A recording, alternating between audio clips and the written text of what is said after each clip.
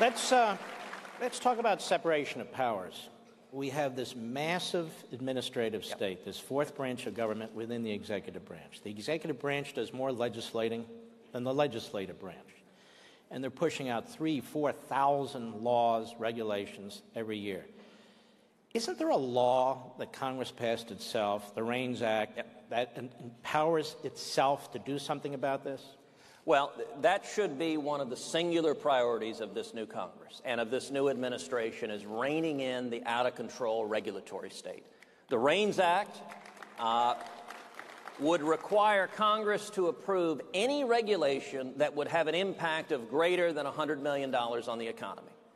Now, you want to talk about a basic common sense step. If the federal government is going to cost $100 million or more of your jobs going away, at a minimum, the people who are elected by the people ought to have to vote and say, yes, I support taking away your job, or no, I don't support taking away your job. And part of the regulatory state, you know, what the framers understood was accountability.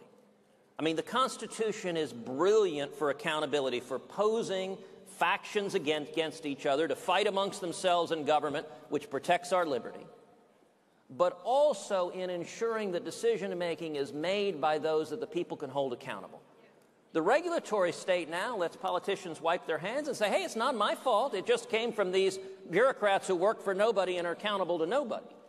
And I will say, one of the things that I have encouraged President Trump to do, and I'm optimistic about this, is to take on directly the regulatory state, to take it on, to fire bureaucrats.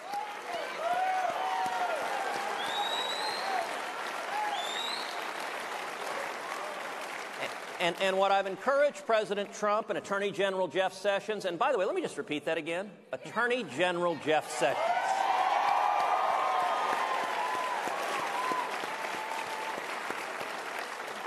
I just like making Chuck Schumer twitch. But what I have urged them to do is put together a sophisticated, serious legal strategy to take on the regulatory state. Now, you'll be sued. You'll end up in the Ninth Circuit. You'll end up with activist judges trying to protect the regulatory state. But if you look at executive power, we saw 8 years of Obama, and what Obama did wrong with executive power is he tried to change the law.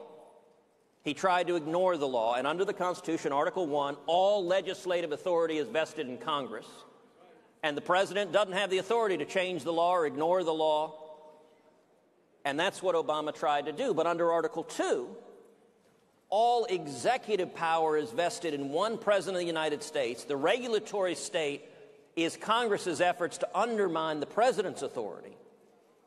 And my hope is we will see a president use that constitutional authority to rein in the uncontrollable, unelected bureaucrats and to rescind regulations. I hope we see the Waters of the United States rule rescinded. And reining in the regulatory state would have a massive impact on economic freedom going forward.